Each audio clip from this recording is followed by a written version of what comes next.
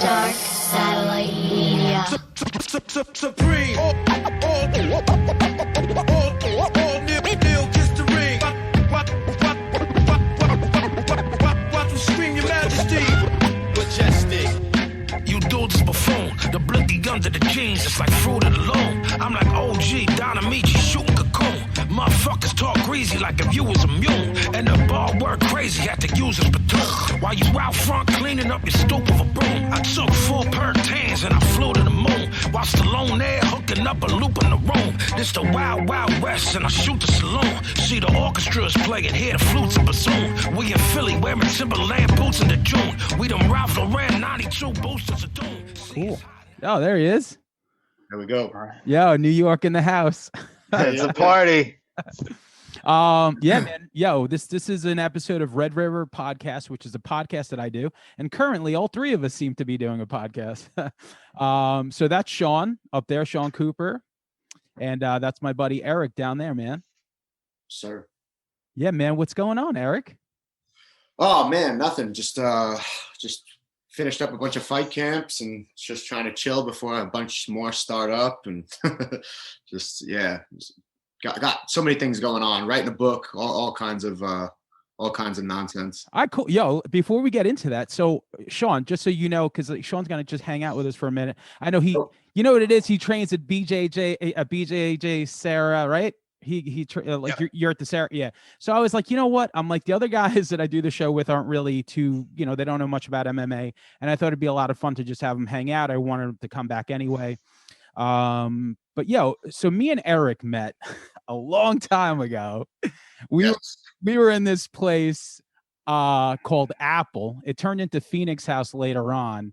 And what got you? So how do you describe Apple? Like a rehab, but like it's like a group home / rehab for people with drug and behavioral problems, or teenagers with drug and behavioral problems. I was a kid. I was 17.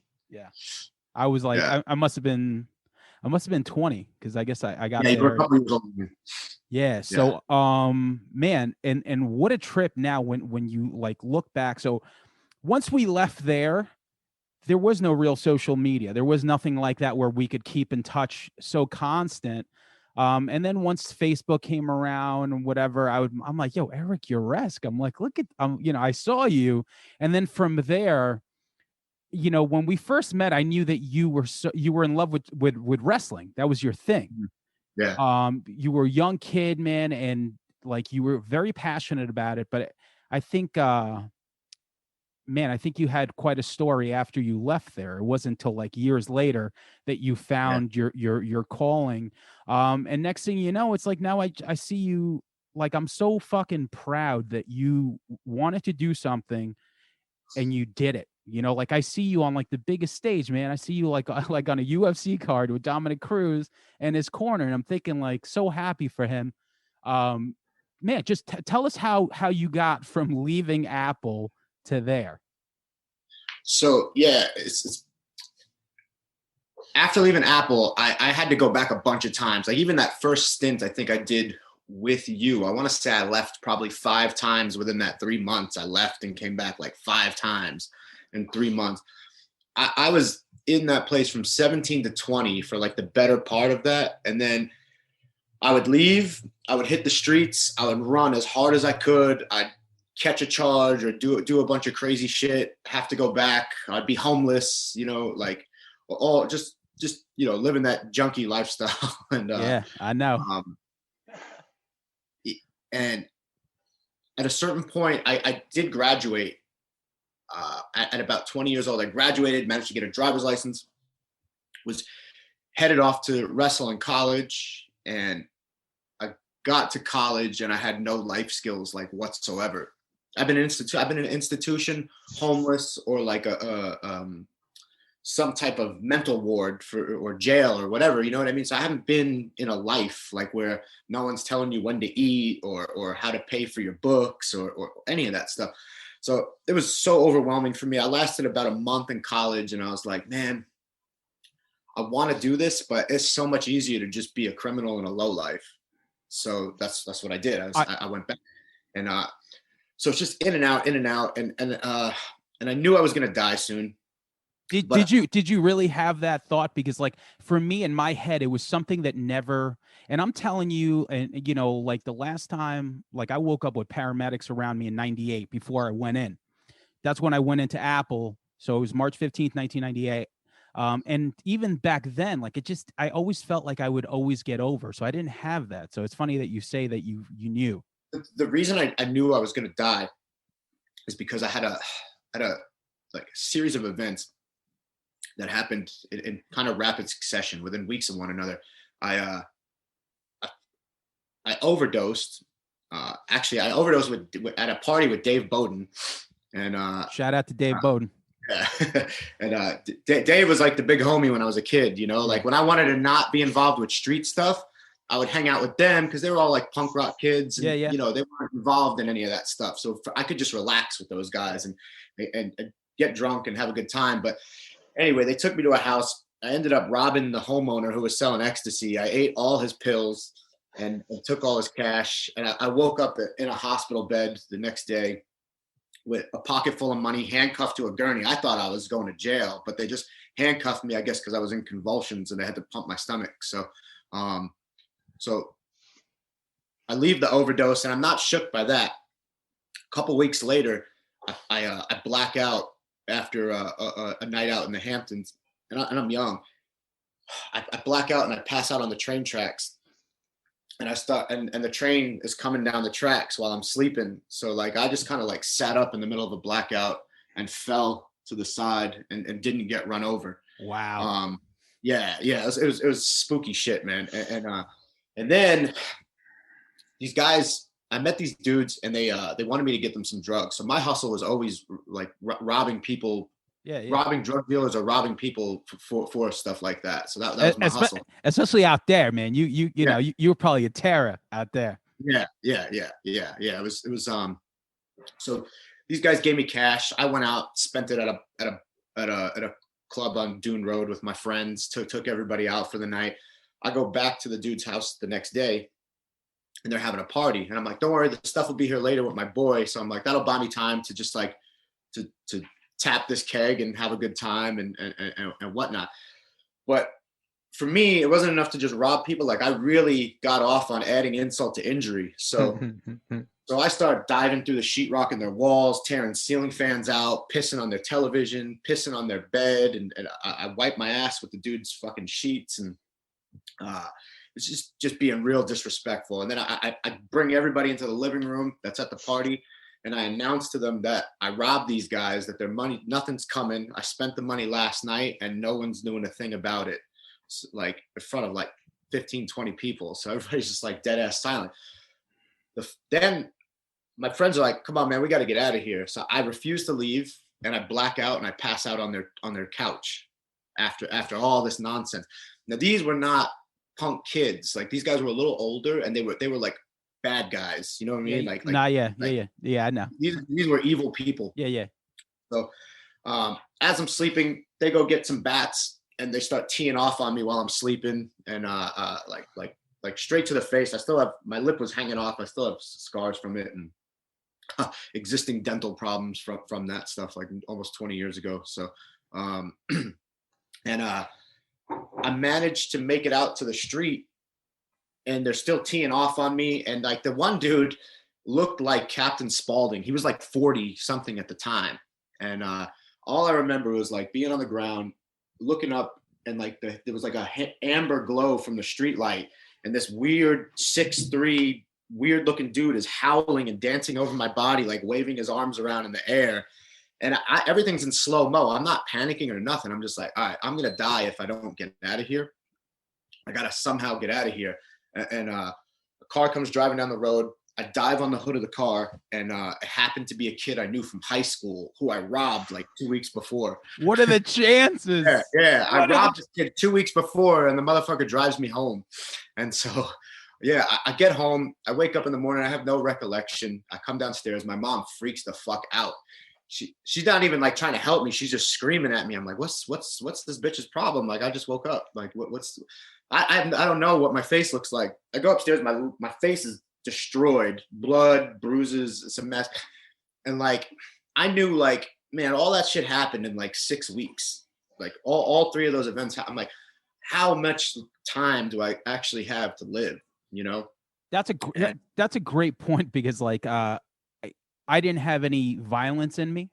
So Right. I wasn't living that. I was living more like the fun thing, you know. Yeah. But same thing with me. Like, you know, I remember just ODing in '98 and getting my stomach pumped, all that other shit. But there was no real violence. No one was totally, you know, teeing off on me. So I guess that makes sense, man. That's a lot to take in those 6 weeks. And it's funny to like hear stuff like that and how far we are removed from it. So It's like, I can't imagine doing half the shit that I like.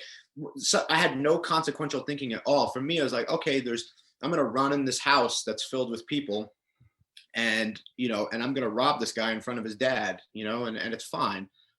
Like, not, hey, maybe they'll call the cops and I'll go to jail and do a lot of time and my life is over, you know. It's amazing that I didn't do serious time. And I think the only reason I got away with, because I had to go back to Apple for a armed robbery charge, and I was looking at some serious time. oh wow. I'm pretty sure Mark Howard put in a call for me, because I went back to kind of like make it look good, and no one ever told me this, but the only thing I could ever think, the reason I did not go to prison, was that Mark Howard might have put in a call for me, who was like one of the one of the counselors there. Yeah, one of the counselors, and big ups, and he had some connections, and yeah, that's the only thing I can think of, you know, other than maybe my skin color. when I think of that time in that place, like I cringe at a lot of the things that I was doing, even the behavioral stuff, like, because like they started bringing in older dudes there. You remember, like, you know, whoever, Rodney and whoever, and these guys were like bigger dudes that, like, for the most part, he could have like murdered me right there. And I still just, like, it wasn't even like a thought in my head. I'm like, you know, like we would taunt these dudes that were going there instead of going to prison. And I remember one time Ed Krinitz was one of the counselors there. Yeah, and I always felt bad about this, because it was so, when I look back, I'm like, why was I acting out like this? So me and my boy Eric, another Eric, you know, we would get these visits and we would go to the city and we would like taking pictures, because back then you took like actual pictures. And there was one picture that we took, and I had a slice of pizza and I was fake feeding a homeless guy. And I came back and Ed like went through the pictures, you know, before he gave it back to us. And he's like, what? And he told me what it, you know, I told him what it was. And he kind of yelled at me, not yelled at me, but he was just kind of like, yeah, you're kind of like a piece of shit. It's like, this guy's homeless. And you're like, wait, and yo, that shit stuck with me to this day. Like, I feel so bad, you know, and that's why, like, whenever I see anyone asking for money, like I try to give them, you know, because it just, a lot of those things back then just like kind of like affected me, you know? So I think being youthful, maybe it's just I don't know. Like, when you're youthful, you don't think about stuff like that. At least a lot of the people that I was around, and like, you know, I didn't have a whole lot of guidance or parenting. You know what I mean? Which Zero. actually, like, you know, when we talk about, you know, you asked me to like talk about my favorite fight scenes in movies, like where I got any of my ideas about how a man is supposed to act in life was movies. Yeah. My dad didn't. I had one father-son talk with my dad my entire life, right? And you know what it was? He taught me how to slice someone's throat with piano wire from behind, and how to tear their ear off when I was 12, right? That's the one father-son talk I had with my pops my whole life. That's it. So I wasn't running on a whole lot of good information, right? For me, I was just having a good time. Like, you're walking through the streets with your friends when you're a teenager. Why don't I just smash this window or tear this? That's a fun time. It's going to make my friends laugh.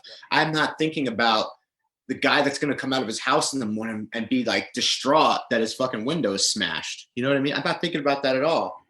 It's so true, because you said guidance, and like I didn't have any of that. Like, my mom was too busy raising 3 kids, but she was a single mom. So I didn't really have that. Like, my role models were like, I remember watching Sid and Nancy and thinking like, cool, like I want to go. Like, that's what made us go to the Chelsea to go fucking, you know, have sex and do heroin. because that's when we Boring, Sydney. Boring. But and so like looking back, like it's just like there was no guidance. And I remember one time in the like maybe the last 10 years, these kids, I guess I was driving somewhere in Center Reach and somebody threw something at my car. And I fucking like hulked out. Like I was just like, I fucking stopped the car and it was an egg. And then they fucking ran. And as I thought to myself, as soon as I got mad, I looked at them, I saw the egg and I was like, you know what? You got me. Like, that's it. This is the cycle. And you got me. You got the old guy. Yeah. So yeah, dude, throwing Slurpee bombs on people, through their car windows and stuff like that. Like anything that comes back to me like that, it's like, I earned that 100%, man. I earned that 100%. I did one time throw a snowball at a car when I was like 13. And this dude got out. He was like 25 years old and beat the shit out of me. Like a 25-year-old man just pummeled me on the side of the road for throwing a snowball at his car. I was like, damn, my friends just stood there and watched me. But you want to know what, man? And not to sound like that guy, but like, man, an ass whipping will teach you a lot. Yeah. An ass whipping will teach you that that's possible. Yep. Sometimes I see the way some people talk and I look at them, I'm like, oh, you never got fucked up before. That's the problem, Yeah. So did you do any of this stuff, Shaun? Like any of this wilding out stuff, man? I mean, I had some tough times in high school, but it was more not leaving my room kind of stuff, not interacting with people, being so in my head that like parents took me to South Oaks. Might have had to see what that program was about. I was there.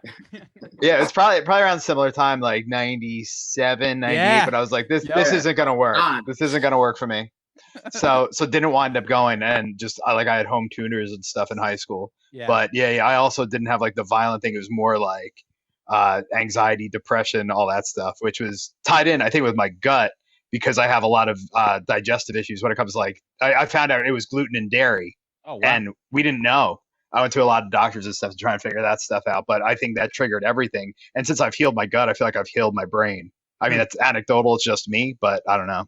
No, there's some science to support that for sure. Mm-hmm. Yeah. It's the gut to brain highway, just to nerd out a little bit. Yeah. I'm fascinated by it. Something called the Polyvagal Theory. Your vagus nerve is basically runs your central nervous system, and 80% of the neural of the connections of the feedback is from your body to your brain. Yeah. Right? So it's not the brain down. It's that the body has its own intelligence, and a lot of it is in the gut. So yeah. What you're experiencing is real. Yeah, and I feel like once I kind of calmed those issues, like I healed my brain, I was able to be more productive and like rejoin society. Nice. That's good, man. Yeah. It's funny that you say that, like, coming out of Apple, that you didn't have any of those skills. I don't know why. I feel like maybe I just kind of faked it, like, until I was that way. And I kind of just, even the times that I didn't want to have a conversation with people, I was still able to do so and stuff like that. But, looking back now, like, got like a male influence would have probably saved me a lot of time. Like I was one of those dudes that needed that smack on the head, or someone who was just kind of like people learned lessons. I needed to do it to learn that lesson. You know what I'm saying? So like, and the one thing that kept me clean, I remember, was probably the amount of time that I had clean when I left there, because by the time I left there, I was 22. And I had everything a 22-year-old should have had, which I didn't have. The thing that kept me relapsing before I got there was I had nothing to lose. I would go to a detox. I would have 7 days clean. And then I would be like, well, okay, like I have 7 days clean. Like I had no future. I had nothing to look forward to. It was just whatever. And to me, it was like fun was over everything. I'm like, I'll just have fun. I don't care. I'll worry about it tomorrow. And by the 100%. time I left Apple, I had a car, I had a bank account, I had a job, I had like 2 years clean. And I was like, okay, I'm like, I think I'm going to stay this way. Cause it was the last line, man. It was like either that or do a 1 to 3 upstate. Right. That's what it was. And from there I was like, well, I don't really want to do a 1 to 3 upstate. Like, I just don't. Like, I didn't, like, I knew that this wasn't my life, and just something clicked with me.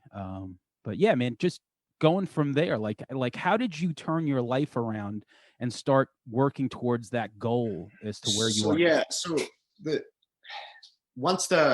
all that in mind, I'm trying to get clean the whole time, man. I'm trying to get clean all the time. And like, I'll do good. So around 20, I would start like going to meetings and stuff like that. And like, I'd catch a little clean time and I'd go into the city because I really wanted to do Greco-Roman wrestling. Like I was so passionate about it. And so one of these coaches on Long Island turned me on to going into the city. So I started going into the city and training with like really high level training.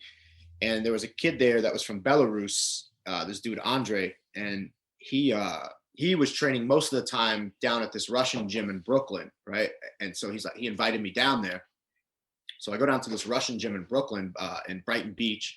Right. It's like straight Russian mob on the corner, sipping espresso. Yeah. Deal.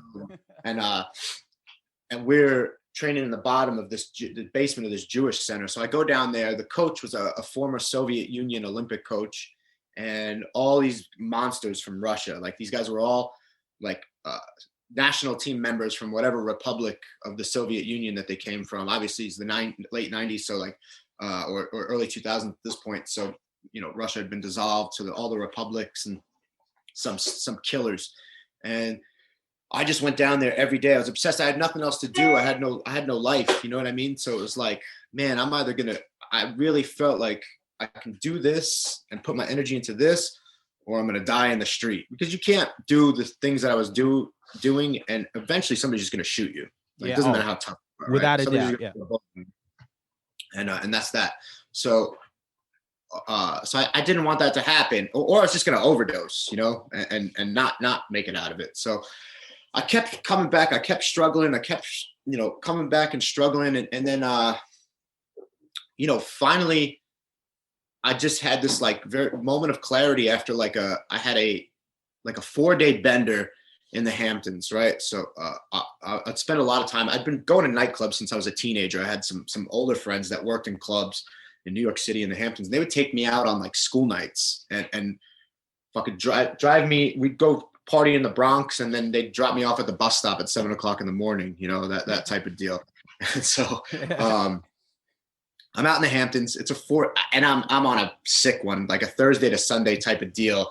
It completely incoherent. At one point, my friends found me in the hot tub with some not attractive girl, redhead with cerebral palsy in a hot tub. And I'm like, and I like very inclusive. Something was going on. I think I was hoping something would go on, but I couldn't put sentences together. Right. So like, that's the type of weekend I was having, and, I wake up on a Sunday morning and there's just bodies scattered everywhere. It's your typical, just a flop house of people, doing what they do in that life. And I wake up and I got a package still in my pocket, you know what I mean? And I'm getting ready to get started. I'm like, oh, it's Sunday morning.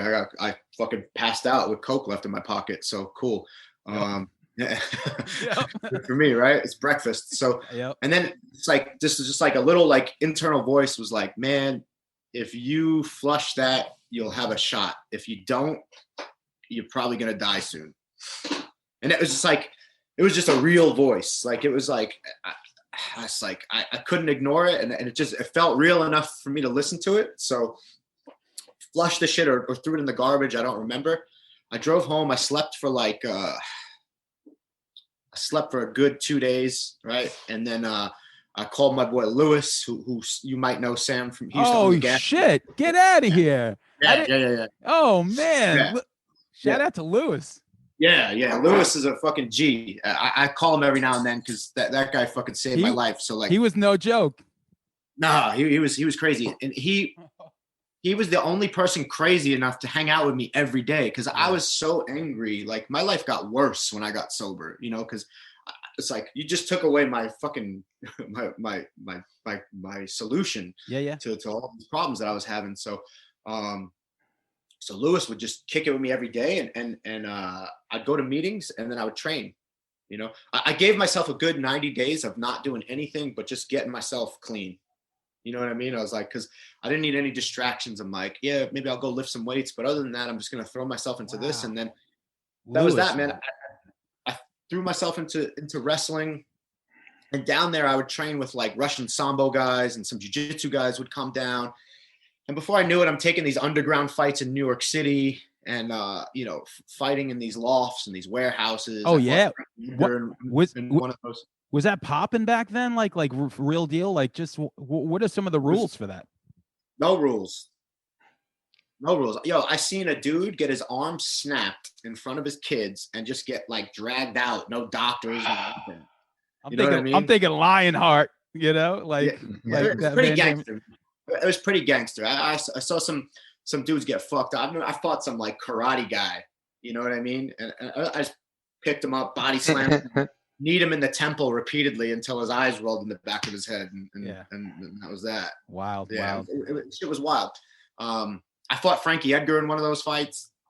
Yes, I didn't know that, and I saw like, you know, because I did a little research, and that's wild. I noticed Frankie Edgar was one of those. Yeah. Before either of us turned professional, so it was crazy. He was fucking. I honestly, he was a good foreshadowing of how tough that kid was, because I actually broke his eye socket, and the motherfucker just kept fighting. And eventually, he ground and pounded me out, but.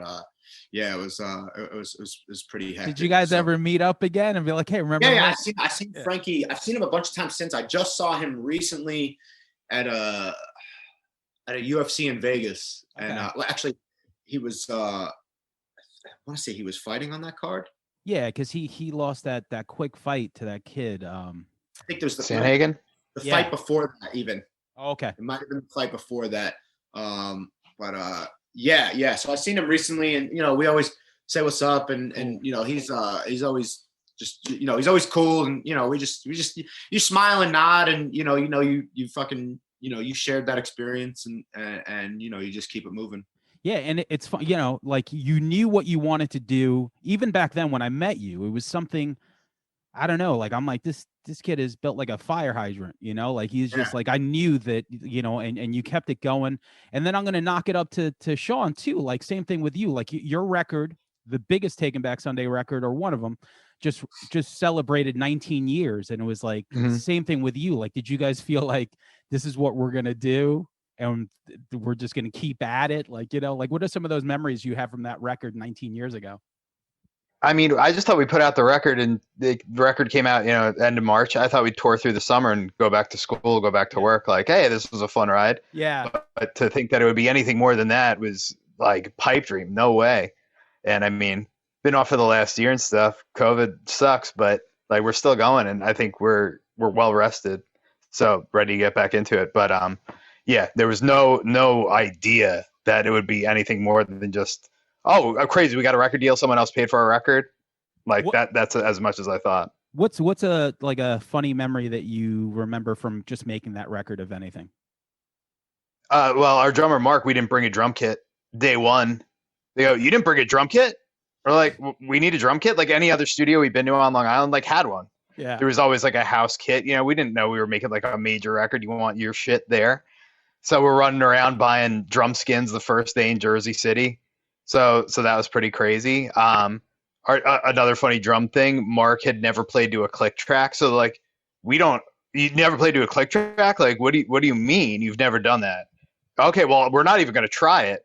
Funny story though, Mark tried it on the second Taking Back Sunday record, Where You Want to Be, and he could play to it he took to it like a duck to water. He had no problems at all. So we should have freaking tried it. Yo, let me tell you, because now that, you know, he's playing drums on you know, one of our records coming up, and nice.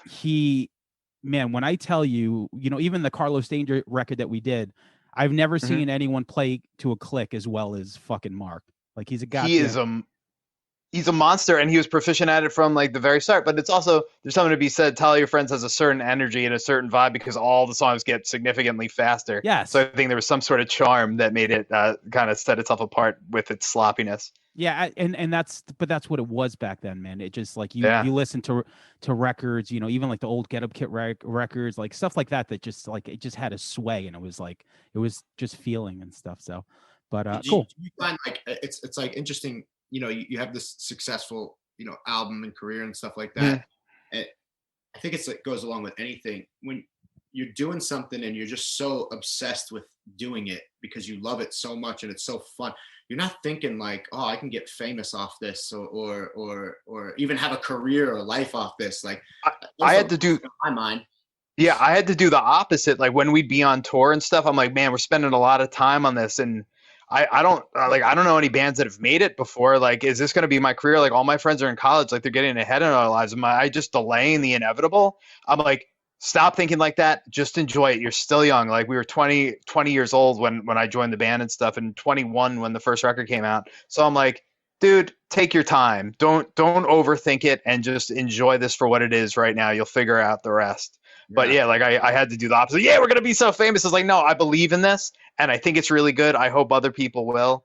They probably won't because no one's ever believed in any of the other bands I've done. Yeah. But I feel good about this, and suddenly it caught on. Right place, right time. So much good luck.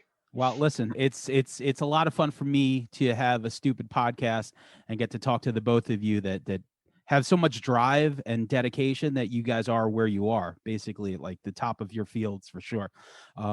So going back to Eric, yeah, man, the Sambo guys, the fucking illegal fighting. Yeah. How are your parents feeling now that you kind of seem to have drive and direction into something? Honestly, my mom would go to the underground fights. Wow, that's wild. Yeah. Like, no, she had no idea, like none of this is legal or anything like that. All she's like, he's not fucking strung out. He's not going to die. So anything is better than that. And so, you know, I'm doing that thing. I realized like, okay, I want to do the fighting thing full time. So I start training at a local gym on Long Island, and it was good. It was, you know, good enough for the time, but it sort of disintegrated. And I had met some people out in Las Vegas while I was, a guy that I used to run with and do some dirt with. He had moved out to Vegas to train jiu-jitsu, and the jiu-jitsu gym he was training in at the time, this guy, Mark Lehman, had the like all the MMA guys, like you needed to be in Vegas, like that's where it was going down. This was Vegas at the time. It was like the Mecca. So I drove out to Vegas at 26. Yeah, I drove out to Vegas and like didn't have a place to live. Had like $1,500 to my name that I had saved up. Drove my car out there. I slept on my boy's couch the first night. The next night I had gotten myself a job checking IDs at a bar on the Strip, and moved in with this chick who was a bartender there that needed a roommate, right? So she turned out to be a tweaker, and which is it happens. Yeah, it happens, right? When in Rome. When I start coming home at 4 a.m. and she's off that night and she's like rearranging the furniture and stuff like that, and like, I'm like, something's fucking weird about this. At least she was productive. Yeah, why is this bitch up cleaning at fucking 4 or 5 in the morning? That's so strange. You know, because they don't do meth in New York. You know, it's not a big thing in New York. So I'm familiar with every other type of drug addict, right? I allegedly might have had an interaction with some people in Cali and might have done stuff too out here, but it's a disgusting drug and no one should ever do it. No, it's literally the worst. It's the worst thing ever, right? Watch the movie Spun and you'll figure it out. Yeah, there's honestly like there's no addiction that does to you what meth does. And like when you live on the West Coast, like I went to a UFC in Albuquerque, right? And so one of my boys was a trainer at Jackson Wink, right? And it's like where John Jones trains. Yeah, yep. The gym. So he's given me the grand tour of the worst parts of Albuquerque, right?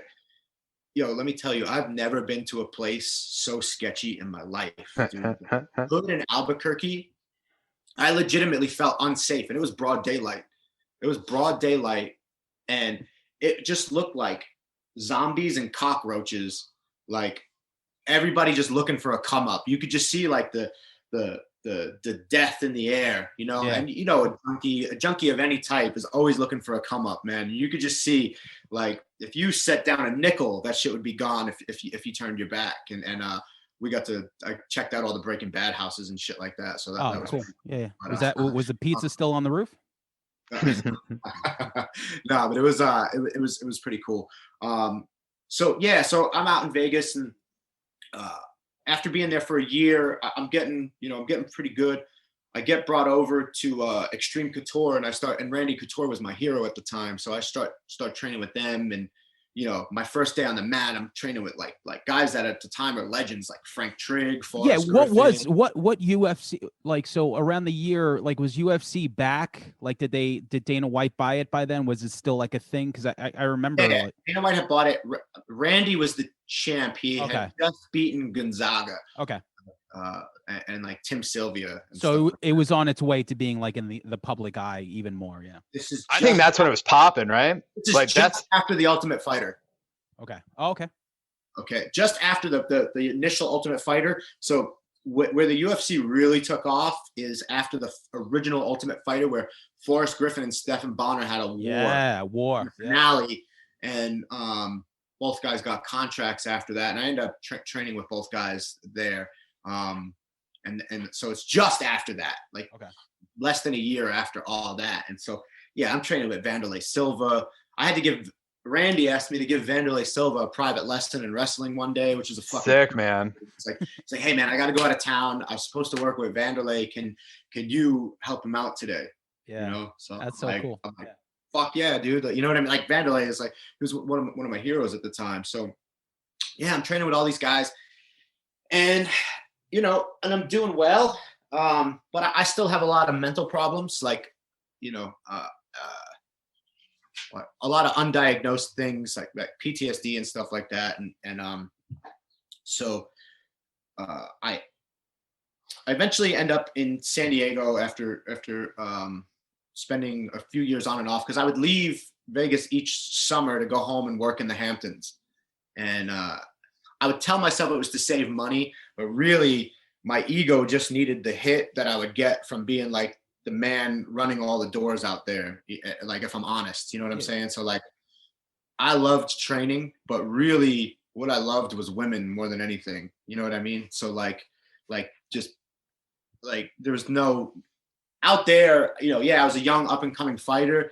When I would go home, I was the fucking man, And it's good to be like honest now. Like, we could look back, like I'm 43, like, the shit that you did back then, like it's just good to look back and like kind of just call yourself out for that, Yeah. So, I couldn't, I felt so bad about myself, because mind you, I'm like a couple years sober, you know what I mean? Like, and I'm just figuring out how to live life. Like, I have no life skills still. Right. But I know, and I'm coming off medication. So like the first time I move out there, I run out of money and I can't afford my medication. Right. And I'm on some like they put me on crazy meds when I was in Phoenix House, because they said I was too aggressive and I was scaring the other kids. So they loaded me up on like tranquilizers and all kinds of mood stabilizers and stuff like that. They didn't hit you with the Thorazine, did they? No, they had me on what was it, Zyprexa? Okay.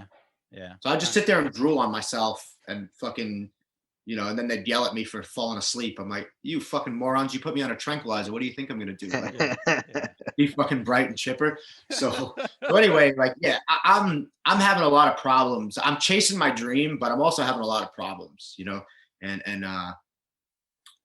it's so eventually I end up in San Diego, training at Alliance with Dominic Cruz and Jeremy Stevens and all these guys. And, I win all my fights there, but I'm like, just things they're not clicking. Like, I'm not like, I would have a lot of fights fall through. So this is a big thing like up and comers go through. If you're not fighting on the the UFCs or whatever, I was actually scheduled to fight in Bellator, and I got severe nerve damage in one of my arms. So my arm got stuck like this for 6 weeks. So I had to pull out of that fight. Obviously I couldn't use this hand. Was that from training? Yeah. I was actually training with Mike Chandler, and we were doing something in the cage, and I took a weird fall, and just something happened to a nerve in the back, and my arm just got stuck for 6 weeks. So I couldn't pull out of that, and that was like meant to be like I was like, that was gonna be my break. You know what I mean? Like get on, you know, Bellator and do my thing. And you know, I had 2 periods of 2.5 years where fights got canceled in a row. Like where I would train in that 2.5 years, I'd train for like 10 or 15 fights that didn't happen.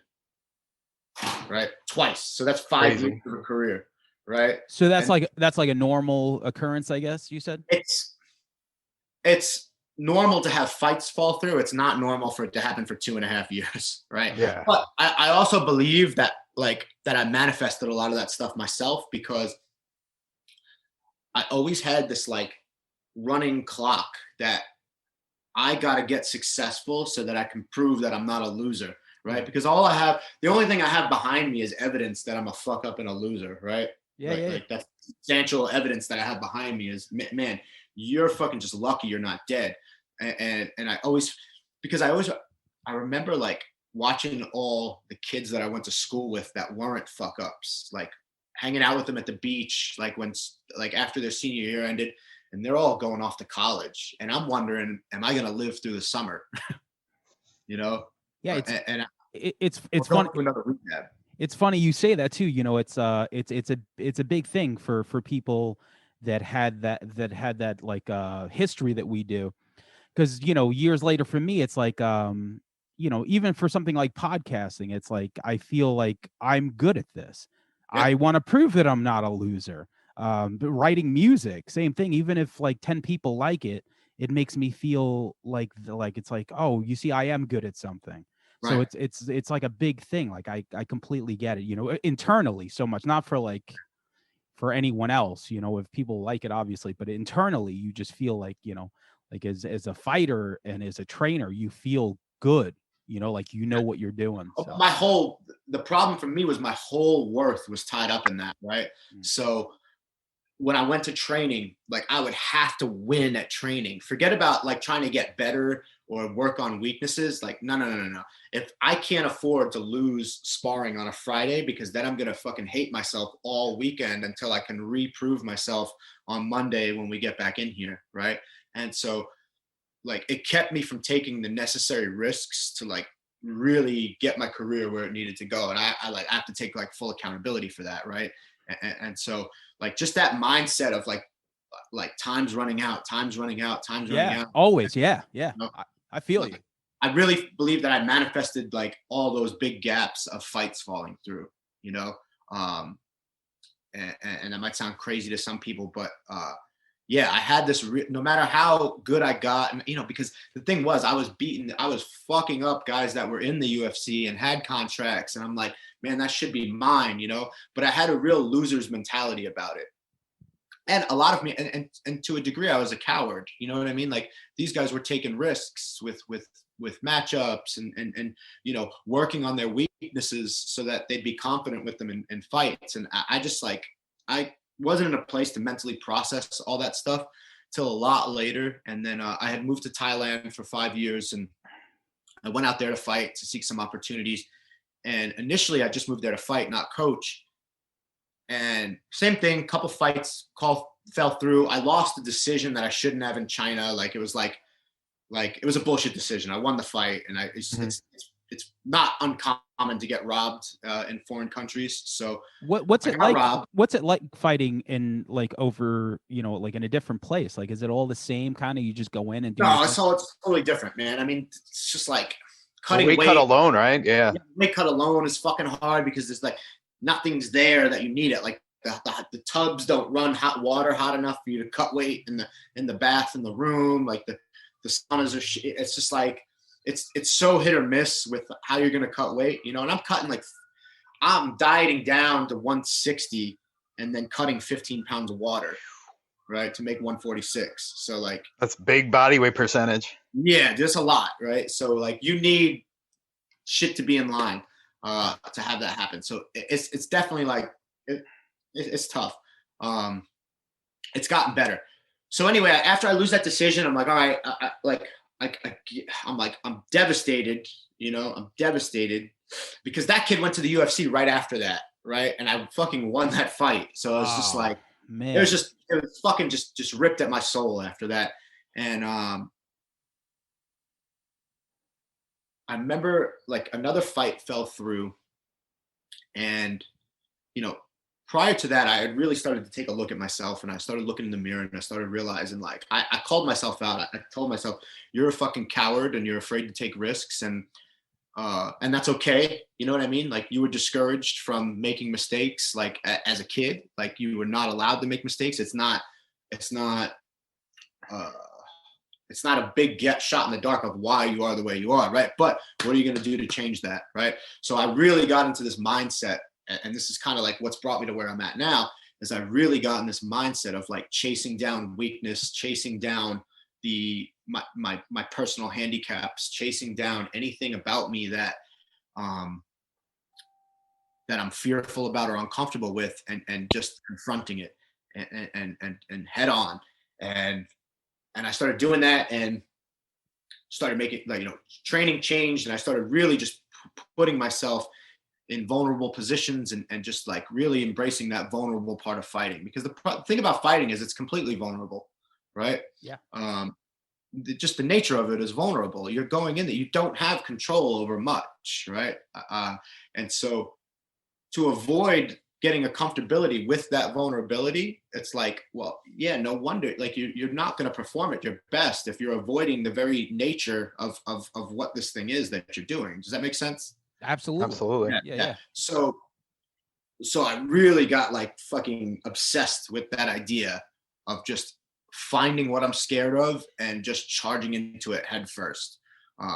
It's not always the wisest thing to do, but I could probably be a little bit more well thought out about it, but but then, so another fight falls through, and I just realized I don't have the same chip. I'm now 35, 36. I'm like, I don't have the same chip on my shoulder anymore. I don't feel like whatever I had to prove, like, I'm going to get out of that. Like, even if I got what I wanted, it's not going to bring me what I think it's going to bring me. Right. Yeah. And I know that now, especially because I rub shoulders with the fucking best guys in the world, guys that are fucking like certified legends in the sport. And you know what? Some of them are not happy. A lot of them are not happy. Right. So it's like, it didn't fix it for them. And a lot of us are chasing a similar delusion, right? That if I get here, I'm going to like myself. I'm going to prove my worth, my merit, whatever it is. And it's like, it's just not true. And I started to get that feeling, and I realized, like, I'm ready to move into coaching. And really what I wanted is I wanted to stop that feeling of fucking time chasing me down, and yeah. I know that feeling is real, man. Like our next record, the one that's about to come out, is called Clock Tick Motivation, because I didn't start playing music till later. Like, my first band I started when I was like 27. I was just, one day I was like, maybe I'll just start a band. Right. You know what I'm saying? Like, everyone else is doing their thing. I was like too busy trying to be a criminal. And now that I started writing songs at 27, I'm like, holy shit. I'm like, I just wasted all this time. And you just feel like it's like every day I need to, and the pandemic just sucks because it's like, I mean, in a way, like you still do creative things, but there is that time where you look, even with you guys, like, it's like you guys could be out there touring, you guys could be doing this stuff, making a new record. So we're all, I guess, in that. It's just that like, I guess we realize life is awesome. And the universe owes me a fucking year, like last year, I'm like, I want that shit back. So yeah, it's tough. And so here's the thing, though, that feeling didn't go away, because all I did was put it now I start really really throwing myself into jiu-jitsu, and I fought a couple Muay Thai fights past retirement of MMA. I fought Muay Thai in Thailand a few times, and that looks like some real shit. Like, is that like? No, let me tell you what. Muay Thai is the most dangerous combat sport I've ever competed in. Not necessarily that like those guys are the best fighters, you know what I mean? Because like obviously the wrestling changes things, but as far as like feeling in danger, yeah. When elbows start whizzing past your face, because I've had homies get stitched up with like they look like a softball, You know what I'm saying? Like the big fucking stitches holding their shit together. You get split in that stuff. Knees and elbows are no joke. And you're encouraged to just kind of stand in front of each other and there's not a lot of moving around, right? So you're basically like kind of going shot for shot. And it's fucking gangster. But it's a trip, dude. It's a trip. There's like fighting in Thailand, it's real gangster. Like sometimes you don't even know who you're fighting till you get there. Right? And they do like the eyeball fucking weigh-in sometimes. And then he's about $130. Yeah. And then there's no warm-up. You go in the back, the Thai trainers rub you down with Thai oil, which like warms up your body. You fucking lace up your gloves and you walk. Like no hitting pads, no drilling with your training partner. Like a lot of us are accustomed to, like getting warmed up for a fight. None of that.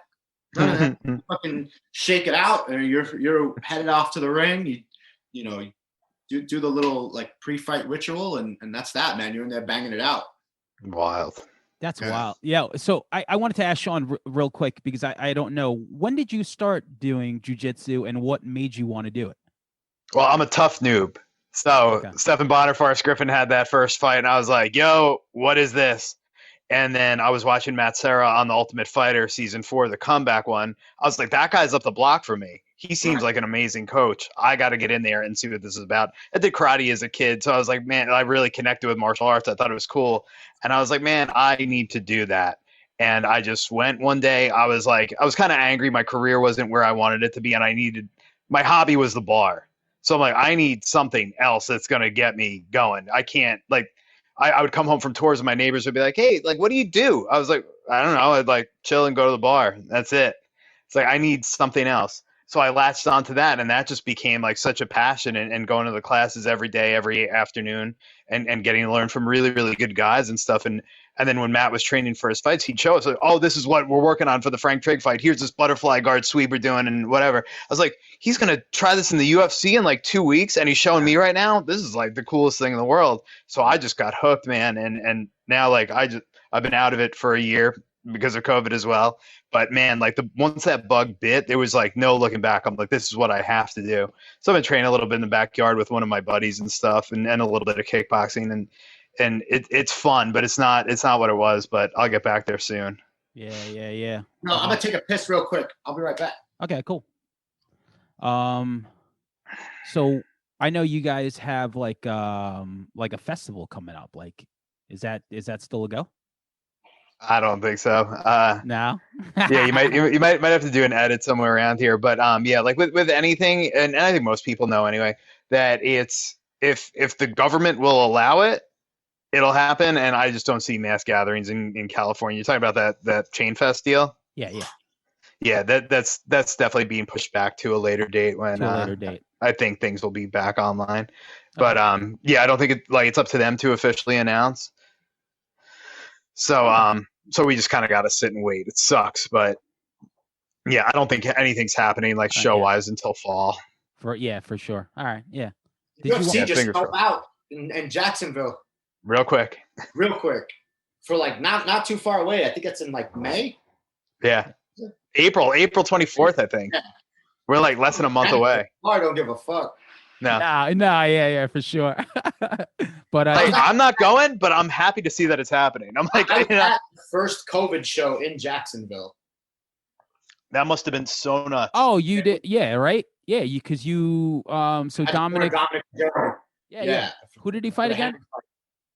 Yeah, it was fucking weird, man. It was, first of all, I get there and we take this like antibody test, and my test comes back inconclusive, right? So they fucking put me in a hotel room by myself for like a day and a half, and like they're so bombarded and like this is early, this is fucking April, you know what I mean, of last year. So yeah, we don't know what's going on with this shit yet. It's like I'm thinking like, you're fucking, there's no good information. It's not like now where it's like it feels like it's over now. It's at least out in California it does. Yeah. So then the doctor comes back and he's like, I'm ruling it a negative because it's inconclusive. But then like everybody's treating me like I'm one of the people in fucking Walking Dead that got bit. You know what I mean? So like, they're treating me like I'm gonna turn at any moment, and it was just like, it was so anxietal for a couple of days for me, and then finally at my second and third, I had to get tested 2 more times, and both those came back negative, and we just like got through the fight, but it was weird, and Jacksonville was empty, so you're like walking around like a deserted town, like everything. Jacksonville's a weird place to begin with. Yeah. Yeah, it is. It's 'cause it's like right on the border of Georgia. You know what I mean? So it's like you get a little of that too, and it was strange fighting without the crowd, especially for a title fight. That was interesting. Some guys are like, oh, I think it's cool. I like it. I fucking hate it. I like the energy of the crowd. The energy of the crowd is what really makes going to events live fun. At this point, I fucking hate cornering. Like, I like the actual, like, being in the corner for the fight itself. Everything before and after it, I fucking don't like.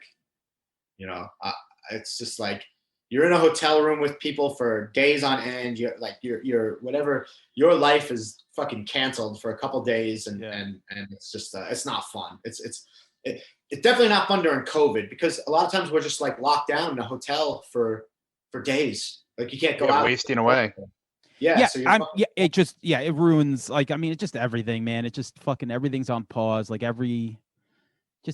Hopefully, I don't know, somewhere down going the line. on the road pre-COVID was the shit. Like, if I had to go to a UFC pre-COVID and pre-marriage, that also fucked things up. But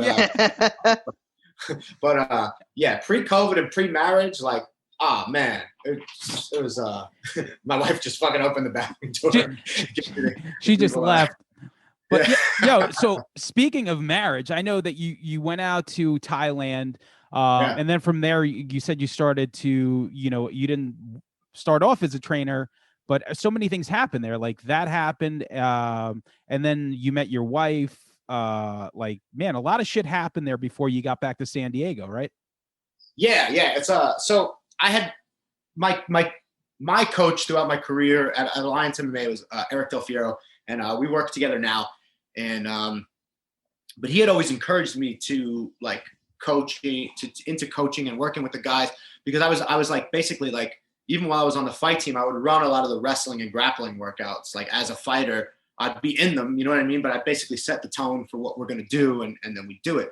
So that's the reason I got my passport. He got me my passport to go corner Joey Beltran in Brazil, because he couldn't go. He was getting married, or he had his anniversary or some shit like that. So he couldn't go. And so he's like, hey, get your passport. You're going to go with Joey to Brazil. So like, otherwise I would have never got it. Shout out to the Mexicutioner. Yeah. That's my boy. He's the bare knuckle champion boxer of the world. Yes. And I just want to say, if I had to like be in an alley with anyone on the planet, right, in like a street fight, I wouldn't pick John Jones. I wouldn't pick Joey motherfucking Beltran, because that guy will run and throw haymakers and just put you into a brick wall. You know what I mean? Like, he's probably the world's best street fighter. You know what I mean? Like that dude is gangster. Yeah. And a regular guy is gonna put that guy down? No way. No way, dude. No Joey way. Beltran, and we've had a lot of good times. We had a blast in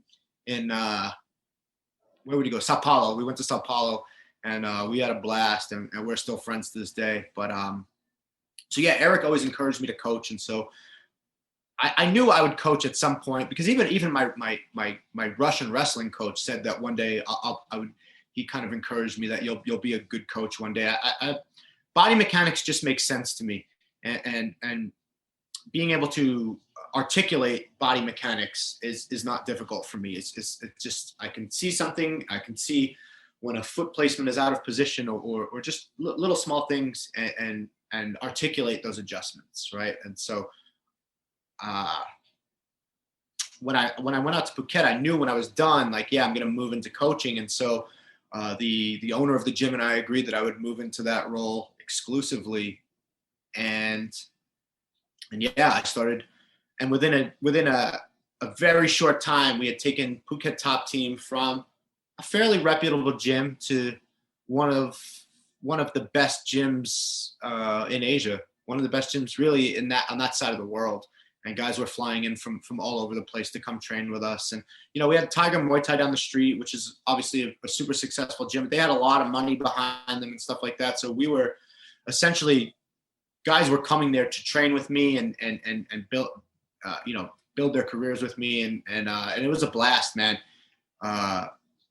Got nominated for Coach of the Year in Asian MMA, and it was, that's pretty cool. I mean, like from where you came from and the stories that you were telling, to basically being like, I don't know, like that's such a huge accomplishment.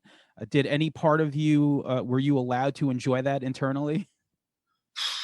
Honestly, dude, like another big part of my story is that I was a fucking out of control sex addict too, right? So like, I didn't really get to, I would enjoy it. Like my ego would enjoy it, but the ego enjoys things for very brief moments, man. And think about all your success. So like, your biggest record, how long did that last? You know what I mean? Like it's fleeting. Yeah.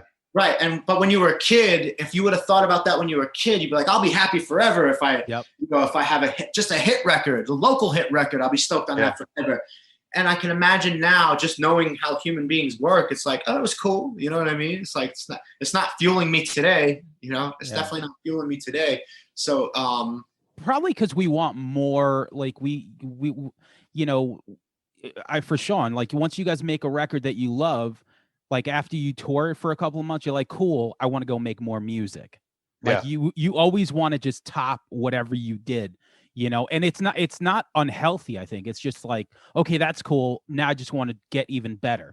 I'm sure it's the same thing with what you do, Eric. You just absolutely. So the thing for me, and I've gotten deeply into like self-reflection, and I do a lot of meditating, and I just do a lot of like self-examination. And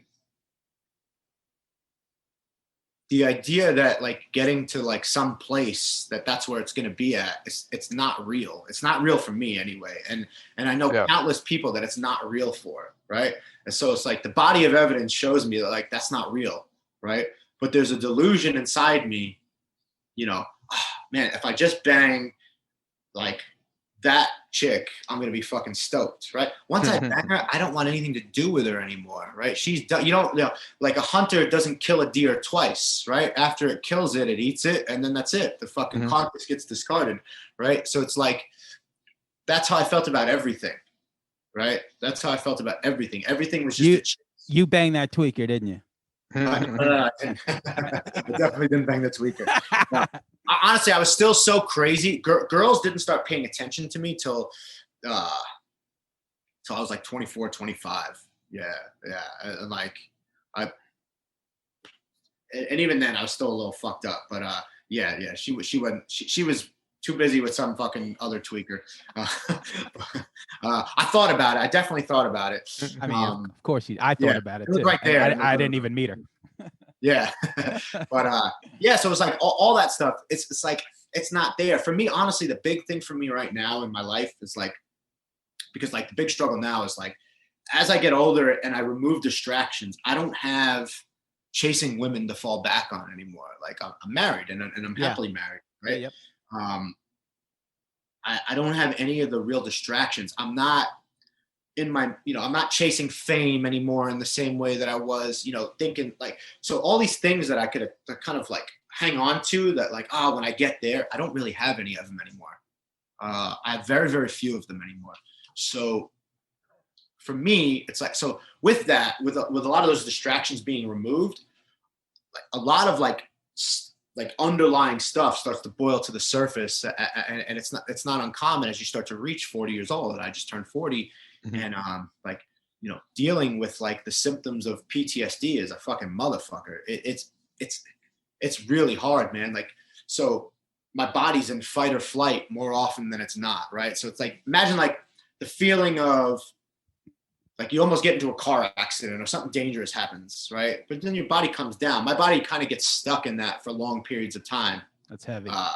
Overdrive. Yeah, it's just due to like past trauma. You know what I mean? So like I used to be able to not feel that because I'd have some, even past drugs and alcohol, like I would have something to distract myself with, right? So the wild thing now is I see what I was doing back then blindly. Back then, I just thought I just liked getting laid. You know what I mean? Yeah. Because it's not unnatural. Yeah. But I would be in a constant state of obsession. Like it would just overtake my life. And similar to like getting dope. You know what I mean? It was like the best part of getting dope is not shooting dope. It's going to buy dope. Yeah, you're right. Right? You're right. It's a come down like as soon as you hit, it's like, all right, now, yeah, for sure. Yeah, what now? But on the way to get the bag is the best part, right? Shit So is wild. it's the idea that this is going to take me from this, however I feel right now, I don't like feeling like this. When I get there, I'm not going to have a feeling like, it's like that hope that lies on that ride to doing whatever you're going to get, right? That's what it's at. When I make that hit record, then there's like that excitement of what could be. Sure. You know? It's even like after winning a fight, man, the hand gets raised. It's fucking amazing. For that first 30 seconds is amazing. The next day, I often want to kill myself. Crazy. Yeah. The next day, I feel suicidal a lot of times after winning a big fight, because it's just like, what's the point, right? So the point of all that is for me now, just to be able to be present, not feel like there's some impending doom coming. Yeah. Right. It's fucking good for me, man. Be present. Yeah. It's such a simple thing, but yeah, be present. Like I completely relate to that. Like that's all I want. That's literally all I want.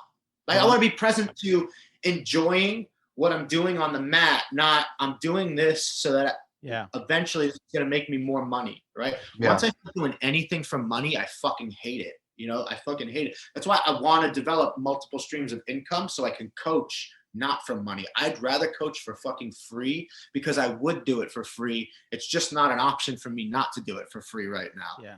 If it was, I would do everything that I'm doing right now. I would do it for free. But I hate the fact that money gets attached to it because it can often poison it. But that's up to me and my mindset going into it. And you know, the work that I do each day, you know, if I get up, I get centered, I meditate,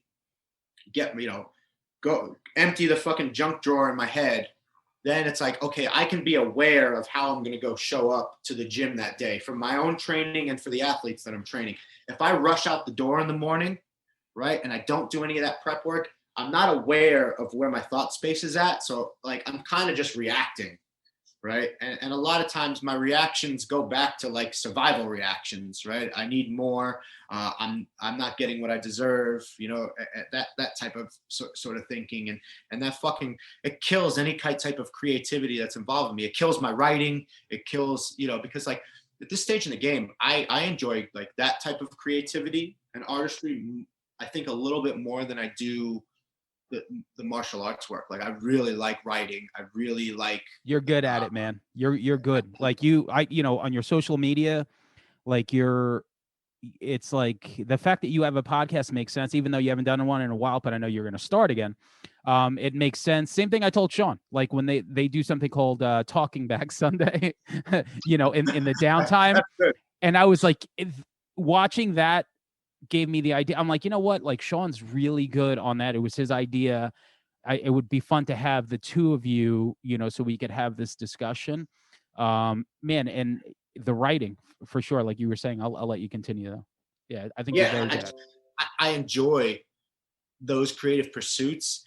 And then here's what happens, right? So at first, like writing is this very cathartic process, and you know, I'm just writing because I enjoy it. It feels good to like articulate these things for me. Sometimes that's the easiest way for me to like really like fully express myself is to write it. And once I turn it into, I'm going to write a book. And once people start giving me positive feedback about it, right now I can easily just turn that into the same thing that I've turned everything else into, right? As this way to move ahead in life. Right. And you know, there's nothing wrong with moving ahead from your creative pursuits, but I think using moving ahead as the fuel for your creative pursuits, like for me, kills all the actual like joy that comes along with it. You know what I mean? Like just, it's like being being creative for the sake of being creative is where all the best stuff comes from. If it's like trying to be famous, you know what I mean? Like when people try to be famous, or anybody that's like Instagram, it's like there's a certain, it's just gross, right? It's like yeah. There's that Kardashian sense to it. You know what I mean? It's not real. It loses all its authenticity to me. So it's a very real struggle for me to keep myself out of that, because I can easily fall into that very like those more shallow pursuits. You know, it's easy for me to trick myself.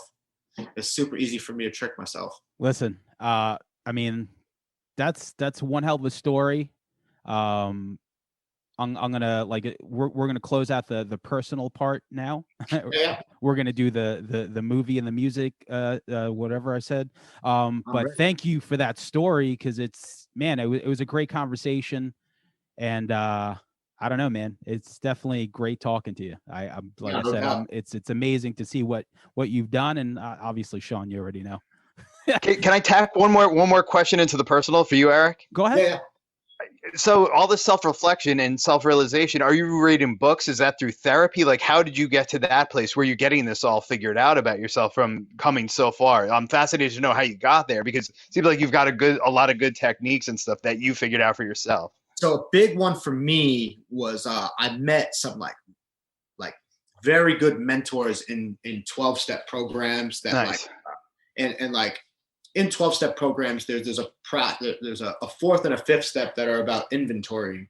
And so these guys that I ran into, they're like a real like small sect. This ain't going on in every meeting, that's for sure, right? These guys were like took inventorying to a place I never seen it before, and it gave me like and so like for me it was just another thing, like the same way I can observe like mechanical movement in human beings, it's easy for me to track thoughts and mindsets. And this is stuff that I use with my fighters too, is like the way to inventory certain things, because we're all the same, right? We all really are all the same for the most part.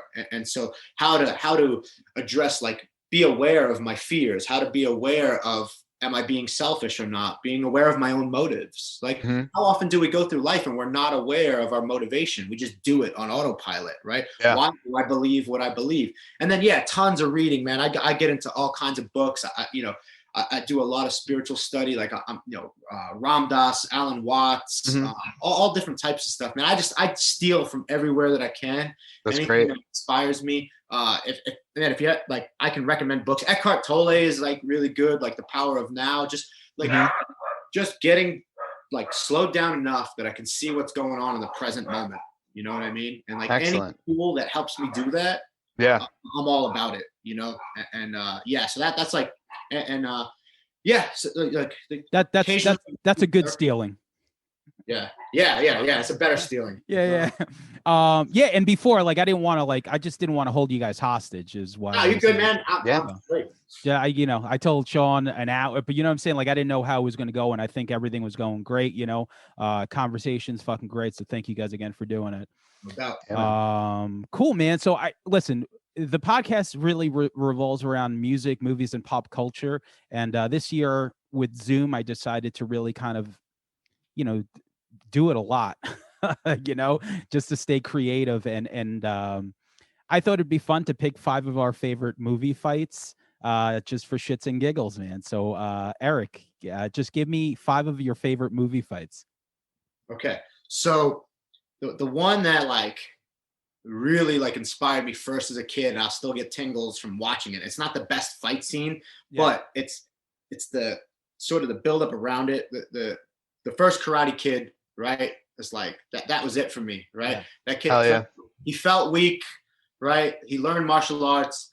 He kicks ass and he gets the girl at the end, right? Yes. It's like that for me at 4 years old. That was it. You know what I mean? That was it. At 4 years old, I was all about that. So that was huge. There's a scene in the movie Knockaround Guys, which is a throwaway movie, but Vin Diesel encapsulated like how I felt as a teenager so perfectly. He gives this speech about 500 fights, right? If you've never seen the scene before, I strongly recommend YouTubing it. So they go to this town and they end up at a bar with a bunch of hicks, and the guy's kind of picking a fight, and he goes, 500. And the guy goes, 500 what, asshole? He goes, 500 fights.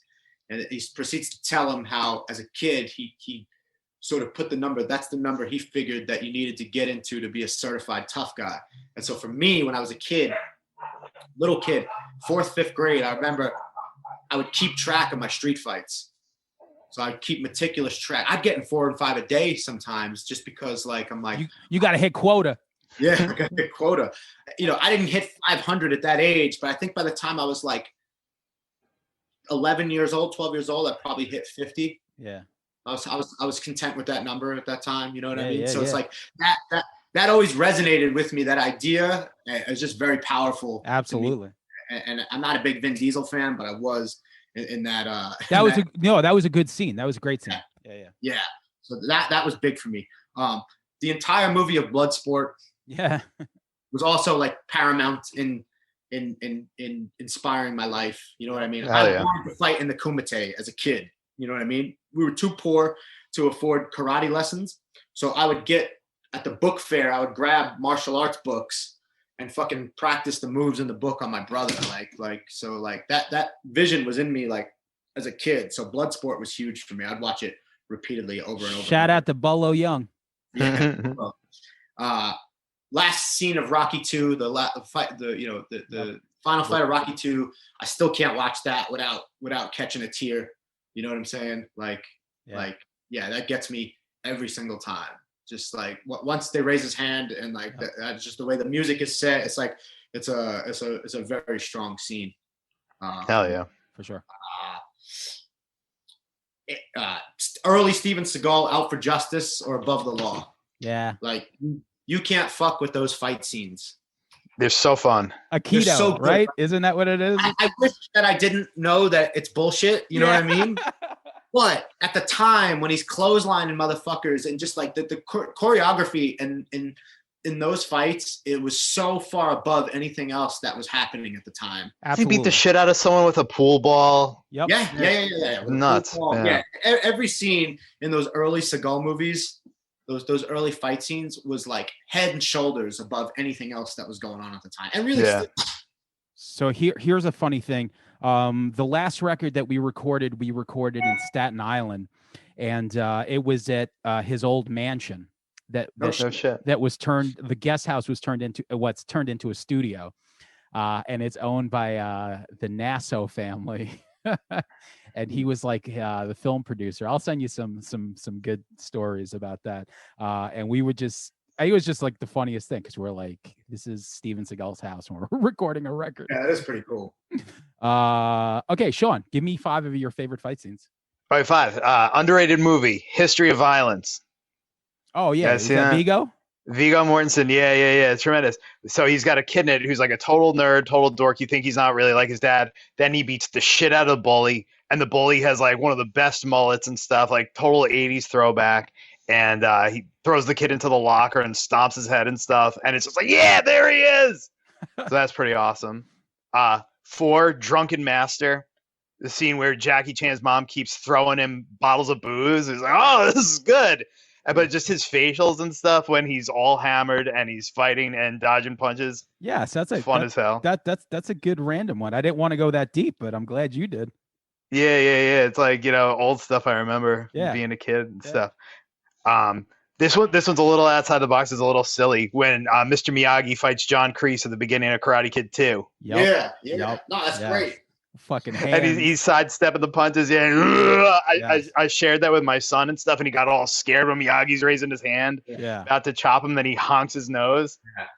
Yeah. We're howling laughing. Yes, that's a good one. Martin, shout out to Martin Cove. yeah, dude, that guy's great and loving all the Cobra Kai stuff.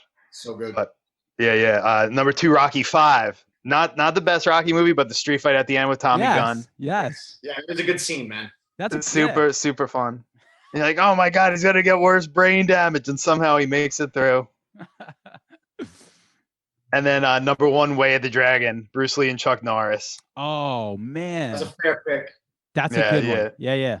Wow, that's Chuck Norris has like the sweater on the back of his neck because he's so hairy. I remember as a kid being like, what the hell? How does he have so much hair back there? But I gotta give an honorable mention though to the final scene of The Lost Boys. Yeah. Yeah. David. Yeah, that's classic shit, man, for sure. I was scrolling through HBO Max and it's up on there, and I'm always like, oh, might put that shit on. All right, so I went a little random, but I picked a Rocky movie too, which is funny. But you picked 2, you picked 5, I got 4. I mean, come on. No better montages in any movie. Yeah, There's 8 of them. Yeah, but I mean, like, I don't think he blocked one punch that Ivan Drago threw. I mean, that's why his hands are shaking at the beginning of Rocky 5. But for all their flaws, like, you remember those fucking like the drama that they put in those fight scenes. I love them. Right? Yeah. Like the amount of drama they were able to conjure up with Sylvester Stallone. It's like, maybe he's not a bad actor. You know what I mean? No, he's an expert at what he does. He's great at what he does. I love that. Like, I mean, listen, how embedded are these movies that you pick 2, 5, and me 4? Right. Like, it's in my DNA for sure. Yeah, for sure. 100%. Here's one that is kind of wild, and it was pretty violent. So in True Romance, and fucking James Gandolfini and Patricia Arquette, like, I mean, you want to talk about just, it's almost hard to watch. Look, he's canceled today. Oh yeah. It would. They Live. I mean, you know. Yeah. That was like a 5-minute fight scene, and it's just pretty amazing. So I have 2 left. One is absolutely ridiculous, but it's no one's seen the movie. It's called it's a cabin fever movie, but it's the 3rd one. And in it, I don't know if you know about cabin fever, but these people have this like skin eating disease. And you know, they get a virus or whatever, but there's 2 of these people that are infected that are fighting, and they're ripping each other's skins off till they're like 2 skeletons fighting. That's pretty cool. That's amazing. I gotta find that. I'll send you a link. And the very last one is a movie that I think everyone should see because it's the best action movie of all time, The Raid. So The Raid 1 and 2 are I just wrote The Raid, all of it. Like every fucking part of The Raid is just amazing. Just check that out. I never oh, seen really? It. Oh, I'll send you the links. Oh my God. It's like it might be like Taiwanese. I forget exactly what country it's from, but it's just it's gonna blow your fucking mind. Like sure. Like this is where John Wick and all that shit. This is where they got it from. So okay, cool, man. Nice. So that was fun. And you know, me and Eric always talk music. You know, we're big hip hop fans, and you know, I think we always talk about favorite current MCs, favorite MCs. I know just recently you did like a little Biggie shout out. You know, because I like I said, I remember being in Riverhead jail the day he got shot, and I'm telling you, that was one of the I was in there and we were all watching it. And you want to talk about conspiracy theories before the internet? You had to hear what these guys thought really happened. So I know, Shaun, you said that you have like your knowledge of the hip hop is just kind of like a little bit more based in like the older stuff. I am basic, and that shit everybody knows. But yeah, my knowledge isn't too deep. So give me like 5 of the artists that you continuously go back to. Okay, most recently been listening to Mac Miller's Circles record. Yeah, it's like the production on that's tremendous. Yeah. Then I got the Marshall Mathers LP because that reminds me of like the year 2000, like. That encapsulates it. Dre the Chronic. That was like the first rap record that I was like, what is this? I got to learn more about this. And like Boys in the Hood came out. Yeah. That's but yeah. Eminem is one of the best lyricists. Like, I don't love his production, but like as far as like lyricism goes, he will out rap 99% of the people. Like, I would say anybody. I would say okay. Skill wise, I would say there's never been a more skilled MC in purely just lyricism. Yeah. Right. I think Big beats him in flow, but as far as pure lyricism, nobody can do the wordplay. The wordplay. I'm not a huge fan of anything past his first 2 albums. So, yeah. Like I actually don't like much of his music past his first 2 albums. Like if I'm gonna listen to Eminem, I listen to like his old Stretch and Bobbito fucking freestyles. Yeah, like scary movies and shit. Yeah, that's what I listen to because he just spits or his cypher freestyles. Oh. But as an MC, I can't name anybody that. You know what it is? he knows his fan base. Like, so he has a pop fan base. So he's not like, he'll throw a track on there for like hip hop heads. It'll be like, I still fuck with him, like just to kind of like flex that muscle. But his fan base is just, 90% of his fan base probably hates hip hop except him. Yeah. You know what I'm saying? Like So, Shaun, give me your last two, I think. Last two, Wu-Tang 36 Chambers. Yeah. And then Biggie Ready to Die, number one. Okay, yeah. Oh, I mean, you know, ridiculous for sure. We just finished up a Wu-Tang episode. That's the one that dropped before, talked about it. Eric, give me whatever you want, whether it's 5 current, 5 goats. I'll give you top 5 and my current. Okay, go ahead. So he's not my favorite rapper, but I consider him the greatest rapper of all time. I got Big as the greatest rapper of all time, right? His flow, he just made it seem so easy. Yep. Right? He just made it seem so easy. Real complex rhyme schemes. And if you actually watch the documentary, like they talk about how he got his style from jazz. So good. Right?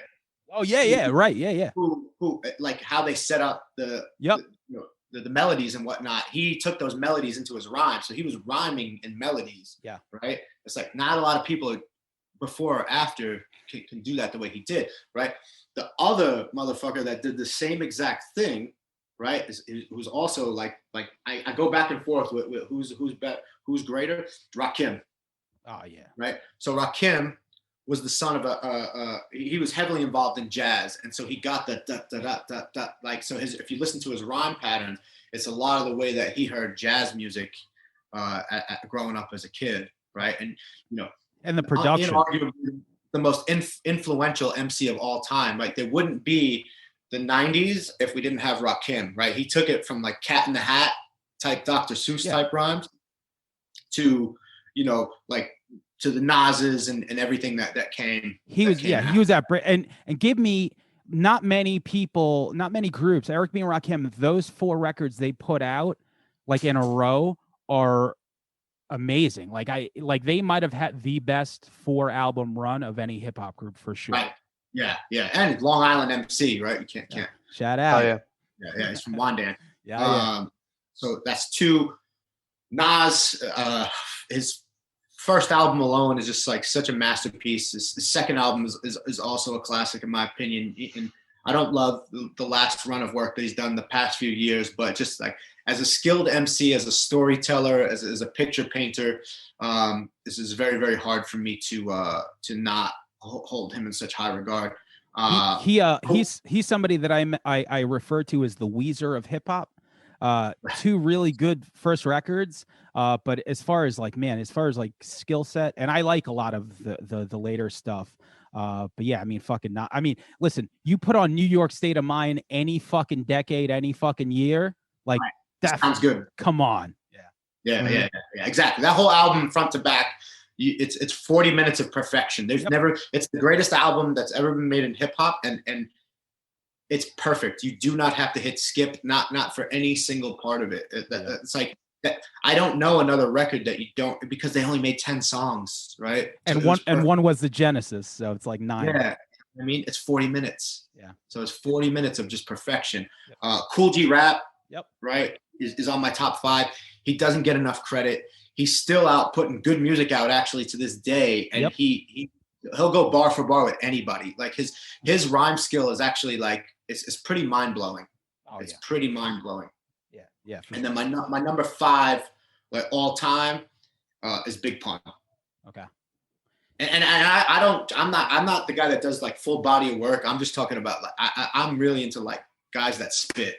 You know what I mean? Like, and so Big Pun for me is like, oof, I like just listen to him and the way he was putting stuff together. It was like Cool G Rap, like 2.0. Dead in the middle. You know what I'm saying? Like just like that wordplay. You hear songs like Super Lyrical even back then. Yeah. It's just like, unfortunately he, like just like Big, they had a classic first album and then the double album and then they passed. But yeah, man, that's a good list right there. Yeah, and I got some currents. Sure. not necessarily a new rapper, but he's still putting out great music. Ghostface, right? I could easily put him on my top 5 of all time just because he's so consistent. Like every album except I one or don't two. think people give him enough credit for what he's done over the past 30 years. Yep. Right? 30 years. He's been in the game 30 years, right? Maybe just shy of 30 years. And name a whack project. Like you might have a project you don't like more than others, but you can't name a whack project in 30 fucking years. Nope. Right? He's still like, if you got Ghost on a feature, you know that track's gonna be fire, right? So he's still putting out fantastic stuff. He just did a verses with Raekwon that was a fucking the best verses that they put out. Benny the Butcher, I'm a big fan of. Yep. I think just his storytelling and the way he puts it down. His content is a little limited, but his storytelling is no, I don't see anybody that in the past 10 or so years that can fuck with the way he puts stories, and he paints a very real picture. Like if you know even just a little bit about the content that he's rapping about, like you could tell he was there for this. You know what I'm saying? Oh, without a doubt. Yeah. So it's I really admire that. My man John Jiggs just put out like a couple great Long projects. Island. Yeah, another Long Island MC from Riverhead out by me. We went to high school together, and man, this is a talented kid putting out good projects, and you know, he didn't sell out, you know, or switch to that sound. Yo, there's a lot of New York rappers that you hear and you're like, yo, you're from New York? Like that's crazy. You sound like you're from Atlanta. You wouldn't know. Yeah. It kind of trips me out. And then I got a couple that don't make music that I would necessarily all the time like it's not, but they're newer MCs that I got a lot of respect for. I like the Baby a lot. I think lyrically he's very talented. I think he makes great songs. Yep. And I like that kid Jack Harlow, that white boy. Oh, he's fucking good. Yeah, yo, he's good. Yo, he's a really talented song maker. You know what I mean? Like he's one of those like Post Malone types that like understands melody. Yes. You know, and I think like that's what makes good song makers, particularly like if we're gonna go like towards the poppy side, like you have to have an understanding of melody no matter what music you're making. Because like the average listener to anything is going to be attracted to melody before they're attracted to anything. Whereas like MF Doom, like that guy didn't understand melody at all. You know what I mean? As far as like his cadence or his rhymes, even his beats really weren't melodic. You know what I mean? They were great, and it was great for what he did, right? But that's why he's such a niche flavor. For sure. Yeah. You know, I'm gonna send you that Jack Harlow. Did you hear the song he did on the Static Selector album? Nah. I'll send it to you. It's fucking killer. Yeah, I got a lot of respect for that kid, and I've seen him go on Sway and put down some bars, and yeah, he's a talented kid. I just like, you know, he's confident, he's cool. I like his swagger. I think you know, I just like seeing he's real about his craft and making good songs and stuff like that. So. For sure, yeah. Cool. So I'm gonna just do my 5 current at the moment, and then we'll wrap it up. So I got a guy from Jersey. His name is Crime Apple. He's nice. He is, you know, it's not for everyone, and he's bilingual. So I wonder if it hits everyone the way it hits me. Because like sometimes the punchlines he'll throw in, like he's like a Colombian dude. So he like has, I don't know. It's fantastic. He's Colombian. I thought he was white. He's Colombian. Yeah. If you listen to his Spanglish, it's on point, and I could hear like my family's dialect. But I got another guy, Nems from Brooklyn. He released Guerrilla Monsoon. You want to talk about if 20-year-old Eric had this, I'd walk on the other side of the street. I couldn't imagine. This is like straight up like, you know, bunny rabbit time. Bunny ear time. Bunny ears. Yeah, so Guerrilla Monsoon, amazing. Another Long Island dude, R.A. the Rugged Man. I mean, like doesn't get enough props, man. But just like we had him on the show. We had him on a few episodes ago. I got so much respect for him. Like he's another one of those guys that's like high on the skill list. You know what I mean? Yeah. Like he's a there's black belts and then there's black belts. Like you know this, right? Like there's black belt, right? Hell yeah. Not every black belt is they know what they know, and they know the complete art of jiu-jitsu. But then there's black belts that will make them look like they never trained jiu-jitsu before. Right? Absolutely, man. RA is one of those guys. RA is the elite of the elite. The elite, yeah, for sure. And then my last two of the current crop, I have Black Thought. I'm glad that Black Thought is finally coming from behind the Roots, who have never made a bad album, but he's putting out a lot of solo work, and he's amazing. He's just, speaking of pun, he was on Super Lyrical back then, but now he's putting out these records. He's had some amazing verses, just unbelievable. And my last would be Killer Mike from Run the Jewels. When LP got together with this Atlanta dude, my New York snobbery was like, oh, great. I'm like, I don't want to listen to this shit. And then after 4 albums, I'm like, okay, so this dude completely smokes LP on almost every goddamn song. Killer Mike is super talented, super smart. I mean, like, what a smart dude. Like, I feel like a moron when I hear him talk, so that's my current top 5.